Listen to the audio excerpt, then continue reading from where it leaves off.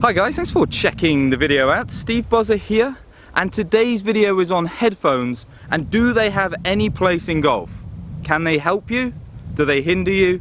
Should they just not be allowed? So I think it really does depend on the situation, and the situation is very much dependent on if they can be helpful or not. So when you're practicing, a big feedback mechanism for you is hearing the ball, hearing that contact. We get a little bit of feedback through the actual feel through the shaft, but you would be surprised about how much of that feel we get actually from the sound itself. So if you're practicing with headphones on and you can't hear what you're doing, I feel like it really does minimize the positive effects of your practice. You may have seen that I've been wearing these headphones, so I was fortunately sent these from Aftershocks, and these are a really cool headphone because they actually don't play music into your ear, they actually vibrate and kind of go through the bone here.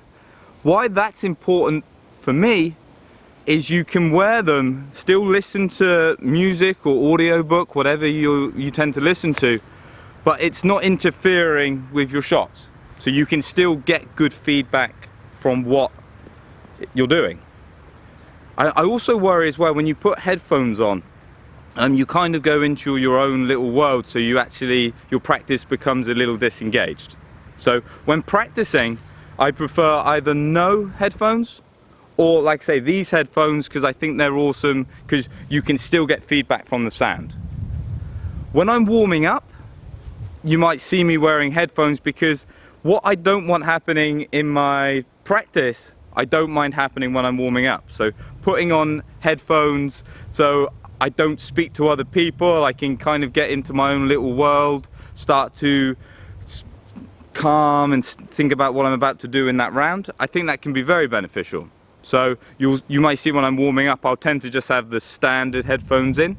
I do have some Bose, the big chunky wannabe DJ ones. The sound quality in them are awesome, but because they're noise cancelling, I won't tend to wear them when in a golf environment. So when I'm editing, if I'm on the road listening to music, I tend to listen to those.